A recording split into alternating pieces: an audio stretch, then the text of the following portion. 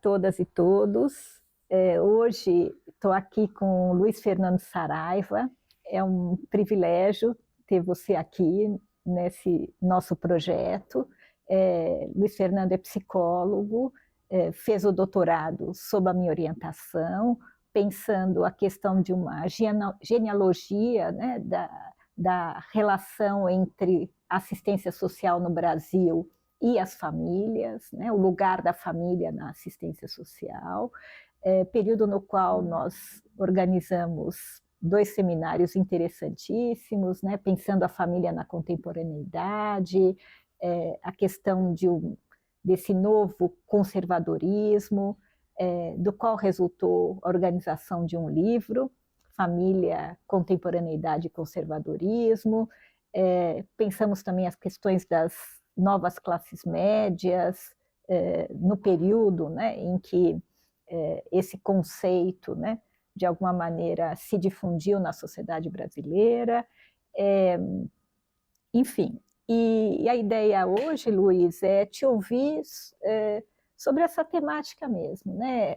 Fica super à vontade, o que você achar interessante trazer, mas, em princípio, pensamos, né, em te ouvir sobre a tua pesquisa mesmo, né, em termos do lugar da família nas políticas públicas no Brasil, historicamente, na contemporaneidade, e também, eventualmente, se você quiser tratar, enfim, de como é que você pensa a família a partir de outras dimensões do social, cultural, religioso, enfim. Fique à vontade, queremos te ouvir. Que para mim é sempre um desafio revisitar esse tema, no qual eu, mais do que trabalhei, acho que vivi intensamente por tanto tempo, né? E como a cada momento que eu vou revisitando, talvez novas ideias vão me ocorrendo, né? Acho que a primeira coisa, a minha relação com essa temática, para além de eu ter começado a minha carreira como psicólogo na política de assistência social atendendo famílias, também tem a ver porque eu tenho uma família e tenho questões com a minha família, como talvez todos nós tenhamos essas questões. E no meu trabalho inicial, muito jovem, psicólogo recém-formado, inserido numa periferia, lidando com pessoas, sobretudo com mulheres, beneficiárias do programa Bolsa Família, fazendo acompanhamento, inventando formas de acompanhar essas mulheres e suas famílias, lidando com vulnerabilidades sociais.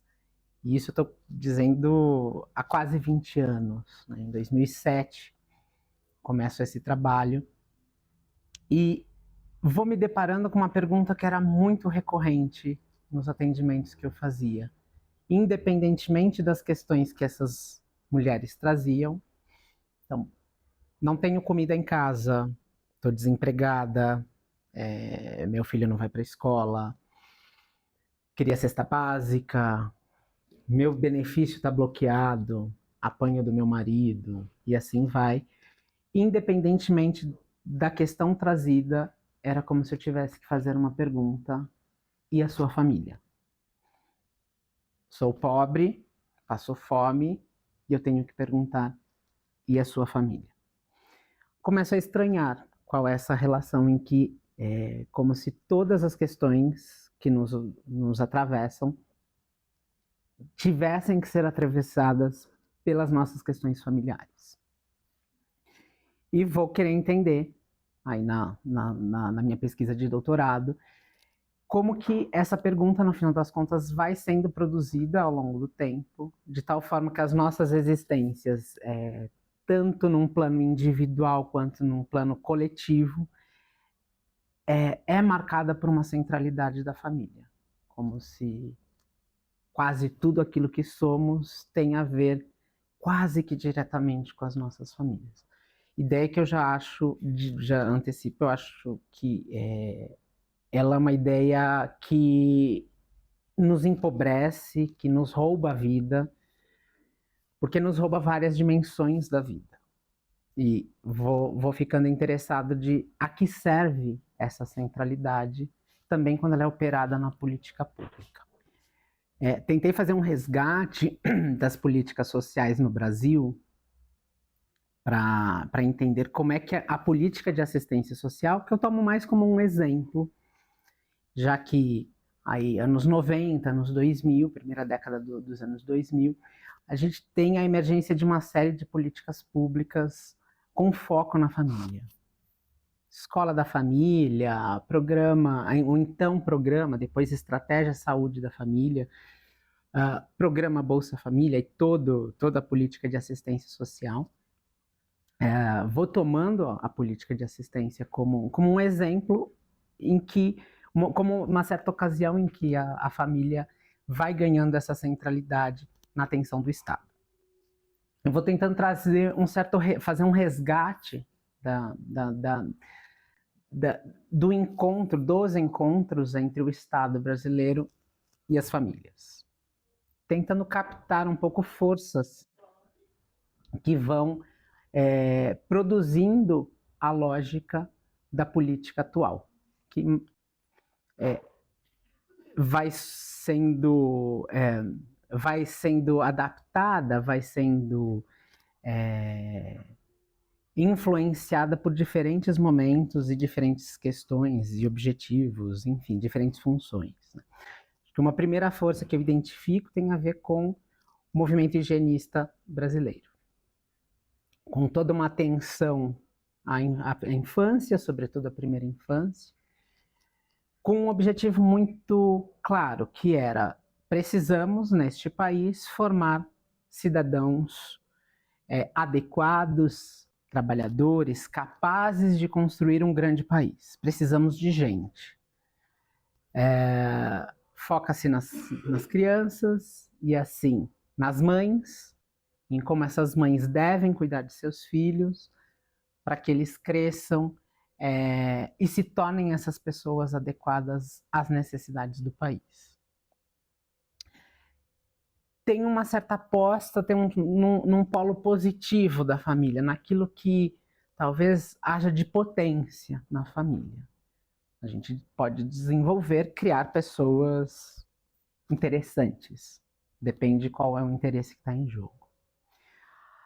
Ao mesmo tempo, vai ganhando força, e isso se torna mais hegemônico durante o período da ditadura, a ideia de que se você investe na família e ela é capaz de criar bons cidadãos, ela também pode ser capaz de criar pessoas muito problemáticas, sujeitos subversivos, comunistas, que colocariam em risco o regime ditatorial no país.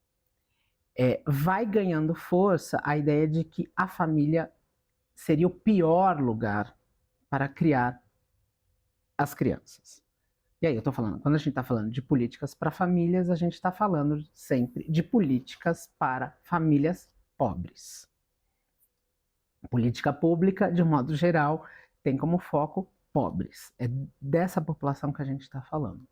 Então, famílias pobres seriam perigosas, trariam risco ao regime ditatorial, podendo produzir esses sujeitos que colocariam em questão toda a ditadura.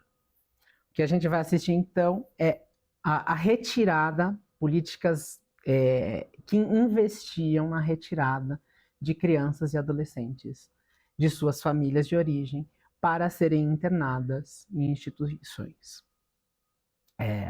O aumento de internação de crianças na FEBEM, naquilo que posteriormente vai se chamar de abrigo e por aí vai, é absurdo. De fato, é o momento do, vamos dizer assim, do boom da FEBEM, né? Sim, assim, sim. Com políticas de incentivo. As famílias pobres eram incentivadas a deixarem seus filhos sob a promessa de que, numa instituição como a FEBEM, essa criança seria bem cuidada, receberia alimentação, teria acesso a estudo e formação para o trabalho. Coisas que as famílias pobres não poderiam ofertar. partir dos anos 80, com a redemocratização do país, e com o movimento constitucionalista, passa-se a discutir a família como um direito, entendendo como o direito à família, a convivência familiar, não vinha sendo garantido, de tal forma que as pessoas são retiradas de suas famílias, né? As pessoas, crianças, adolescentes, os idosos, enfim. Como há uma parcela significativa da população que tem menos direito à convivência familiar. Estado, entendido como afiançador de direitos, deveria também afiançar o direito à família, garantindo condições para que as famílias ficassem com suas crianças e seus adolescentes, e idosos também. E aí a gente vai ter, então, a criação de uma série de políticas públicas voltadas, e acho que a assistência social ela tem esse grande objetivo, de desenvolver as potencialidades, as capacidades que na política são chamadas capacidades protetivas, de exercer o cuidado, os cuidados que são variados aos seus membros. Só dando um passo atrás, né, acho que é interessante porque no período da redemocratização, eu acho que, e está muito ligado a esse novo movimento que você está descrevendo, né, eu acho que há uma denúncia e uma crítica, né, às violências institucionais, né, quer dizer, vai surgindo, né, todas essas coisas dos motins na FEBEM e de uma denúncia dos maus tratos, né, dos adolescentes lá dentro também. Então, quer dizer, esse debate volta a se instaurar, né, a questão de qual é o melhor lugar para a criança e para o adolescente, né? Será na instituição ou será na família? Acho que é disso que você está trazendo agora. E né? toda a denúncia de, por exemplo, das políticas oficiais de esterilização de mulheres pobres. Prática muito comum nos anos 70 e 80. Mulheres pobres, muito jovens, que às vezes no primeiro parto eram esterilizadas sem saber que estavam sendo esterilizadas, que vinham a descobrir só posteriormente. Então tem toda essa denúncia precisamos lidar com isso, precisamos fazer avançar, garantir direitos e tudo mais. Anos 90, e todos esses movimentos eles vão de alguma forma coexistindo, né? Tem o ECA em 89, né, também. ECA 90. 90, Anos 90, anos 2000, identifica uma nova força que vai ajudar a compor as políticas para famílias, que tem a ver com o neoliberalismo. Acho que a gente costuma pensar o neoliberalismo como uma ausência completa do Estado. Acho que não é bem assim. Em políticas, numa lógica neoliberal, o Estado pode se fazer presente, desde que se faça presente para logo se ausentar. Então, ele pode intervir para deixar de intervir. Ele existe para deixar de existir. E uma série de políticas é atravessada por esse movimento. Se a gente pegar, por exemplo, o programa Bolsa Família, que é um programa muito interessante, ele tem efeitos muito visíveis, ele ajuda, está diretamente ligada à saída do Brasil do mapa da fome, produz melhoria da qualidade de vida das pessoas, acesso a bens, a serviços, e por aí vai.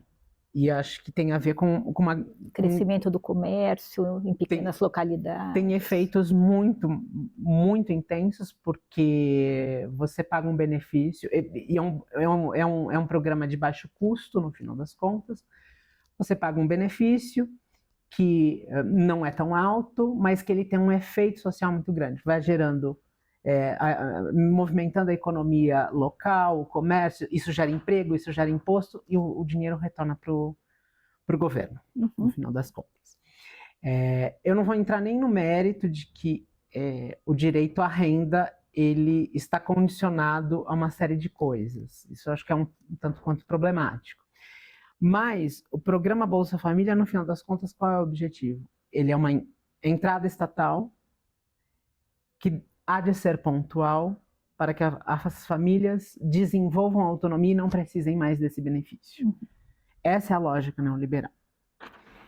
Na lógica neoliberal, Desculpa, é interessante isso que você está dizendo, porque há poucos dias atrás foi noticiado, né, que esse dado de que, já não me lembro exatamente o número de famílias que saíram do programa Bolsa Família. Milhões de famílias deixam de receber. Isso é visto como um dado positivo da economia brasileira. São pessoas que estão supostamente desenvolvendo mais autonomia, mas a gente não põe em questão benefícios que bancos recebem, as isenções que super ricos recebem, os impostos que não são pagos. Isso é um tanto quanto contraditório, pensar que quem precisa mais agora está recebendo menos e a gente está vibrando por isso. Acho que é interessante pensar que essas pessoas tiveram as condições de vida melhoradas. Isso é ótimo, isso é inegável. Mas acho que o interessante dessa lógica neoliberal é que ela não é gratuita. Programa Bolsa Família, por exemplo, tem condicionalidades. Uma das condicionalidades tem a ver com frequência escolar de crianças e adolescentes, que é ótimo. A gente tem que criar estratégias para que as crianças estejam na escola e não trabalhando, por exemplo. Mas no acompanhamento da frequência escolar, isso a gente sabe que evasão escolar está mais diretamente ligada a questões escolares do que questões familiares. Tem a ver com a qualidade da educação oferecida, tem a ver com se tem transporte escolar, se as crianças e adolescentes estão verdadeiramente aprendendo, estão conseguindo acompanhar, se a escola é um espaço de produção de experiências ricas, transformadoras e por aí vai.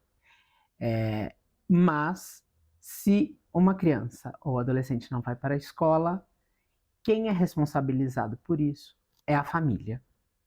Como se fosse a família quem não permitisse, não se esforçasse o suficiente para uma criança e um adolescente ir para a escola. Isentando o Estado de qualquer responsabilidade sobre frequência escolar. Essa eu acho que é a lógica neoliberal. Ela vai também privatizando responsabilidades e tornando a família não só responsável, como a culpada pelos problemas que ela e cada um de seus membros vão vivenciando ao longo da vida. Nessa lógica de baratear a garantia de direitos, porque no final a gente está dizendo isso, tem um investimento na família, investimentos de baixo custo, para a família ser talvez o grande operador de direitos. Não mais o Estado, mas a família. Me vem à cabeça a pesquisa que eu fiz no pós-doutorado, em que eu fui investigar as ações dos equipamentos de assistência social de um município no programa BPC na Escola. Esse programa, que é um programa interministerial, ele tem como objetivo garantir a permanência, a matrícula e a permanência de crianças e adolescentes com deficiências nas escolas. Achei interessantíssimo porque eu fiz um recorte daquelas crianças e adolescentes que nunca frequentaram a escola. Adolescentes, muitas vezes, que não eram mais adolescentes, já estavam na vida adulta, e nunca tinham ido para a escola. Em primeiro lugar, grande parte desses sujeitos nunca receberam nenhum atendimento direto da política de assistência social. Nunca. Me lembro, por exemplo, de um jovem, talvez 20 anos, acamado, que não saía de casa há muitos anos, no máximo saía para algumas consultas médicas, nunca recebeu uma visita domiciliar de um equipamento público. A lógica da política de assistência tem a ver com algo que é um tanto quanto pernicioso, que é o cuidar de quem cuida. Então, como desenvolvemos ações de cuidado, e aí a gente tem que dar nome aos bois. Quem cuida são as mães. São desenvolvidas ações para essas mães que estão cuidando integralmente de seus filhos. E aí, se eu estou dizendo que é um sujeito que não sai de casa, que passa a vida numa cama, eu estou dizendo que essa mãe também não sai de casa. Você chamaria mães ou mulheres de maneira geral? Porque é toda uma rede, né? Muitas vezes, mães, de mulheres. Elas são sozinhas. Porque podem eventualmente contar com uma avó ou uma vizinha. De um modo geral, ela sozinha. Nesse caso específico de filhos com situações mais limitantes e limitadas, você vê que são especialmente, diretamente as mães que estão nessa função. As políticas sociais, elas são voltadas para mulheres, de um modo geral, né? Os homens pouco são atendidos. Há um incentivo a isso. Programa Bolsa Família tem uma prioridade de o titular do programa ser a mulher. É interessante, porque muitas vezes ela tem uma dependência do marido, sofre violência, não consegue sair de casa porque não tem renda, enfim.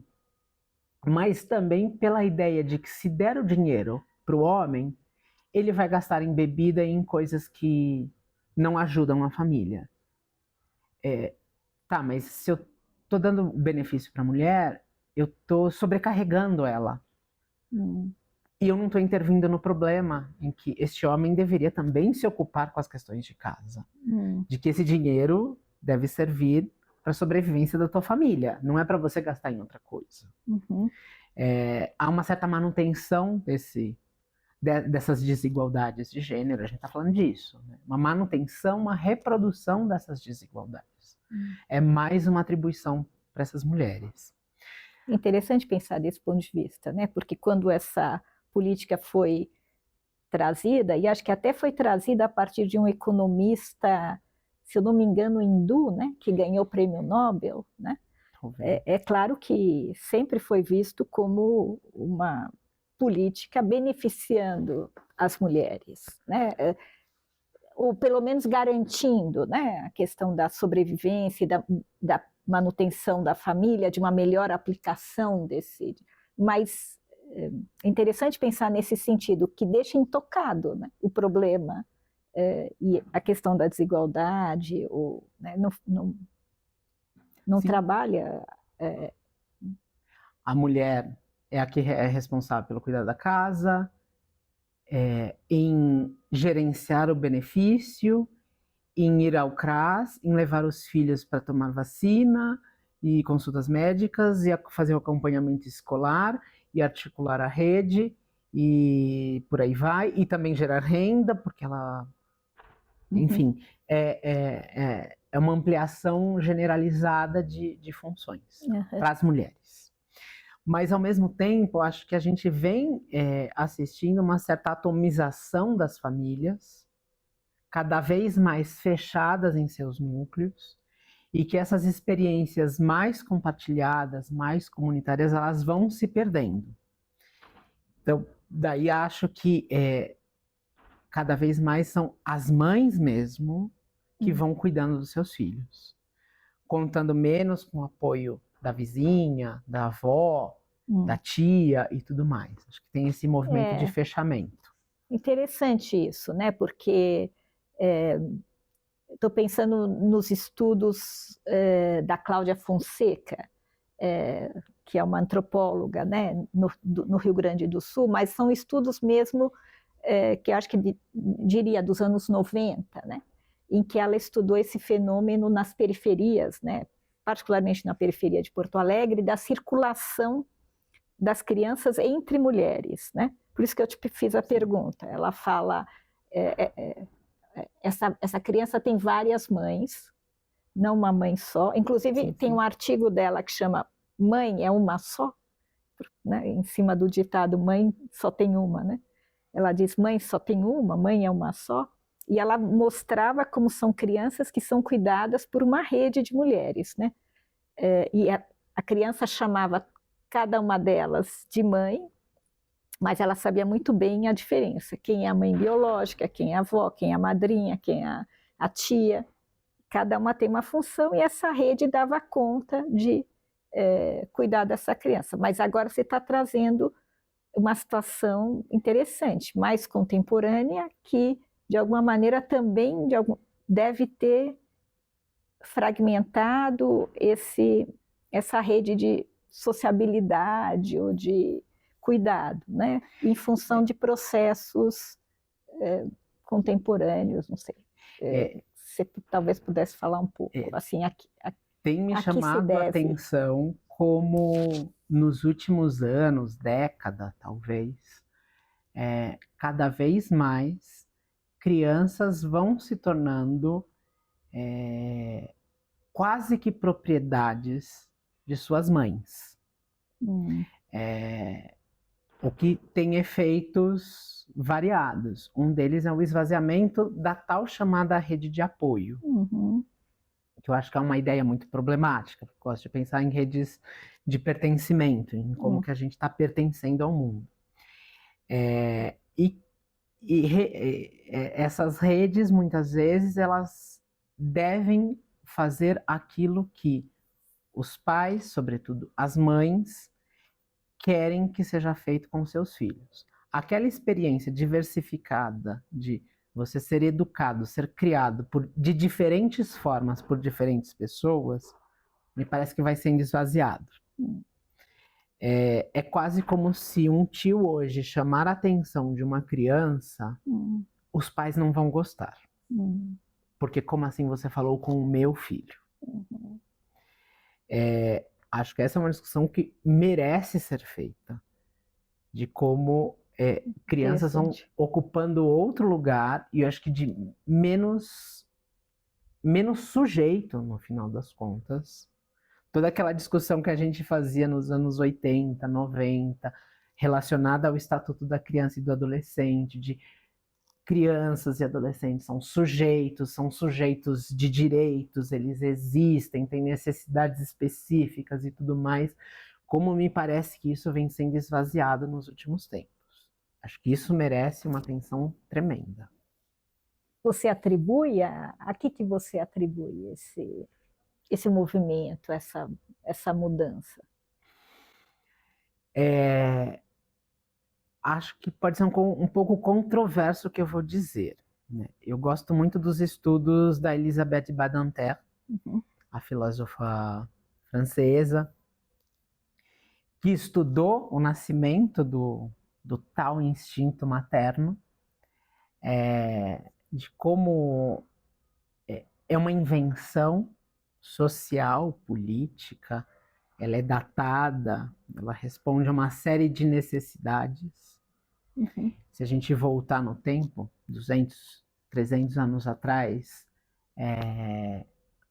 as mães não necessariamente amavam imediatamente seus filhos. Não que elas amem necessariamente os filhos hoje, mas esse é um imperativo social. A gente fica um pouco assustado de pensar que uma mãe pode não amar seu filho. Acho que é por isso que a gente socialmente pouco suporta a ideia de aborto. Como assim alguém está... Não é só não quero vir a ser mãe, não vou engravidar, mas como é que eu vou ali concretizar? Não serei mesmo. Acho que essa ideia é muito naturalizada. A Badantefa, ela tem um livro que ela vai estudar as mulheres francesas, por que as mulheres francesas não querem amamentar. E ela traz coisas que são interessantíssimas, que tem a ver com aquilo que a gente chama de humanização do parto, que é algo muito interessante, que lida com violências praticadas contra mulheres, sobretudo mulheres pobres, mulheres pretas, né? Sei lá, tem pesquisas que mostram que as mulheres pretas elas recebem menos anestesia na hora do parto, porque elas aguentariam mais dor, né? Sentem menos dor, né? Mas a Badantefa, ela vai falando de como esses movimentos, o movimento em defesa de direitos de mulheres também vai sendo cooptado por forças mais conservadoras ligadas à igreja, que vai reafirmando o lugar natural da maternidade. Não à toa, a gente tem, nos tempos atuais, discussões de gênero que reafirmam o gênero em seu caráter biológico, em que o que é ser mulher ou homem tem a ver com a genitália das pessoas. E isso eu não estou falando de movimentos conservadores, fundamentalistas religiosos. A gente está falando também de forças progressistas, que vão questionar, por exemplo, a existência de pessoas trans. De que uma discussão atual é se Erika Hilton é uma discussão, né? Não teria que estar no campo da discussão, mas Erika Hilton denunciando as agressões transfóbicas recebidas de uma pessoa dita feminista que diz que ela não é mulher, que ela é um homem, por ser travesti. Acho que é um pouco como você, talvez se quiser falar um pouco da coisa do homeschooling, né? Também vai talvez um pouco nessa linha. Não quero pôr tudo no mesmo saco, mas ele também ganha essas duas vertentes, né? Por um lado, uma vertente ultraconservadora, né? No sentido de não expor a criança ao mundo, achar que a escola é um lugar de perversão, enfim, da moralidade, não sei exatamente o quê, e por outro lado, um movimento de pessoas muito progressistas, que também pensam que a criança vai poder aprender mais em contato com a terra, enfim, em outras práticas, né? Acho que essas coisas elas estão muito próximas. Todas elas. Todas elas, todas elas. O homeschooling, se a gente pegar as vertentes, ele é muito forte nos Estados Unidos entre grupos religiosos. No Brasil, ele emerge em classes progressistas, com uma crítica à violência da escola, como a escola é uma instituição que não lida com as singularidades, com as individualidades, e parte da função da escola é essa, né? É nos colocar na vida pública. Na vida pública, sim, somos menos individuais, não é para cabermos completamente, né? Mas eu sou assim, mas desculpa, na vida pública há outras regras, há outros funcionamentos, isso faz parte, né? A defesa pelo homeschooling no Brasil começa com esses grupos e vai se expandindo para grupos aí ditos conservadores, com questões religiosas, que questionam o tipo de conteúdo que é ensinado às crianças, conteúdos que vão na contramão dos seus valores religiosos, então do tipo darwinismo, a evolução das espécies. Sim. Isso vai contra o jeito que eu penso o mundo. Sim, criacionismo. Dinossauros, eles são fantasias como os dragões. e quero pensar isso, porque Deus não criou os dinossauros. Mas isso para mim é interessante, pensar como tem proximidades muito grandes entre movimentos forças muito conservadoras e forças muito progressistas. Discussões de gênero entram nisso, a questão da vacina entra nisso, e por aí vai. E mesmo se a gente pensar as políticas para famílias, que tem um polo super interessante de vamos garantir que as pessoas possam ter família, além dos pobres, por exemplo, população LGBTQIA+, tem direito a menos famílias, são mais facilmente expulsos e violentados por suas famílias. Como que a gente possibilita que essas pessoas possam ter família? Elas podem vir a escolher não ter, mas de um modo geral elas não têm porque não têm escolha. Isso é muito interessante. Você criar redes de pertencimento, a possibilidade da pessoa estar na família, na comunidade.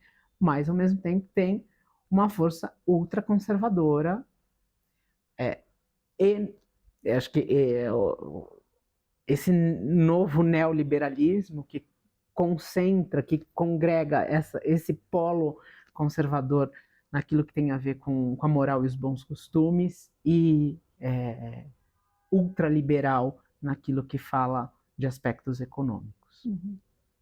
Tem uma certa articulação produzida pelas políticas públicas, não apenas, mas que merece muita atenção. Como há uma certa atenção às famílias ditas em perigo social. Quer dizer, famílias que estão mais vulnerabilizadas, que acessam menos direitos, que têm direitos menos garantidos, que têm seus direitos mais violados, acho que é disso que a gente está falando. Então, tem condições mais precarizadas de vida. E como tem uma atenção estatal, que é muito importante, no sentido de afiançar direitos e garantir condições dignas de vida às pessoas. Mas o outro lado dessa moeda é que essa atenção e esse investimento também lida numa certa dobra em que famílias em perigo são famílias perigosas. No sentido de que se elas passam por essas dificuldades, e aí vão ser vistas, né, como famílias desestruturadas, disfuncionais, elas vão produzir pessoas que oferecem riscos à sociedade. Bandidos, vagabundos, pessoas que não trabalham, que vão exigir outras atenções do Estado e causar problemas para todos nós. Acho que essa coisa entre famílias em perigo são potencialmente perigosas, a gente tem que estar sempre atento. E eu acho que também faz parte dessa equação a ideia de que se elas estão em perigo, elas são responsáveis por isso. Sim, sempre são elas as responsáveis. São as responsáveis e são elas que vão ter que dar conta dos perigos e enfrentar sozinhas e sair de suas dificuldades. E que a atenção do Estado só piora a situação, num certo sentido, porque ficam acomodadas, né? Não querem trabalhar, são vagabundos, e a atenção do Estado só, de alguma maneira, reforça esse lugar. Né? E acho que não só, isso eu observei na minha pesquisa de doutorado, em como tem um jogo um tanto quanto perverso, porque as políticas públicas vão ampliando as funções da família e vão ampliando quase que indefinidamente. É tudo responsabilidade da família, cada vez mais, cada vez mais e cada vez mais.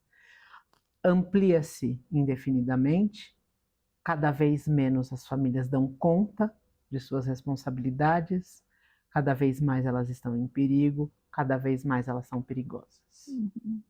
Uhum. E acho que tem alguma coisa também que talvez a gente falou um pouco menos, mas eu acho que permeia tudo que você trouxe, né? Também é como é que as igrejas, em especial evangélicas, entram nessa ausência do Estado, né? Nessa retirada de campo do Estado também, né? Eu estou pensando também na minha pesquisa de doutorado, quando eu trabalhei com famílias pobres, né? De pessoas desempregadas, pais e mães desempregados, tinha isso, né? Assim, uma pessoa, por exemplo, me contava, um homem jovem me contava que ele mora num lugar onde não chega nada, assim, não chega a luz na rua, não chega o transporte público, nada. Ele morava com uma moça que fazia serviço doméstico, tal. De noite ela tinha que atravessar meio um matagal para chegar em casa, tal. Ele tinha tido a ideia, como não tinha luz na casa dele, ele pegou uma luz de um poste de rua e pôs dentro de casa, assim. Mas aos domingos, as senhoras evangélicas iam lá e chegavam lá para levar os pratos de comida. Então também, isso eu estou falando no início dos anos 2000, né? Mas também outras experiências de pessoas que, né, trabalham aqui e que contam, bom, a igreja no domingo é tudo, né? É o lugar dos programas das crianças, dos programas dos pais, oferece o acampamento de férias. É um espaço de convivência, de socialização, de apoio, a quem as pessoas vão recorrer nos momentos de necessidades variadas, desde não tenho comida em casa, preciso de remédio, preciso de um conselho. Isso. E depois não vão ganhar as eleições. E com o desmonte das políticas públicas. Pois é. Aí nos últimos 10 anos... Outro dia eu vi falou no Roda Viva um cara interessante que faz pesquisa, esqueci o nome dele, mas faz pesquisas com as tais classes D, enfim. E ele dizia, a gente acha um absurdo o pagamento do dízimo, né? Que o sujeito ganha pouquíssimo, ganha um salário com o qual ele não consegue viver, mas ele dá 10%. E aí o que ele dizia é que a gente não sabe, porque ele dá esses 10%, mas ele sabe que ele pertencendo a essa rede, a possibilidade dele fazer lá o seu networking, né, para usar esse termo neoliberal, e abrir possibilidades de encontrar trabalho, emprego, etc., ele ganha muito mais do que os 10%, de diferentes formas, de formas diretas e indiretas, como auxílios. Então, 10% para ele está muito bem justificado, de alguma maneira. Né? Bom, obrigadíssima, Luiz. Né? Sempre um pensamento instigante, um pensamento próprio, mas muito bem informado e fundamentado. Acho que uma possibilidade de reflexão que eu acho que é extremamente importante para a gente poder trazer aqui. Te agradeço muitíssimo. Sempre bom pensar com você. Obrigada.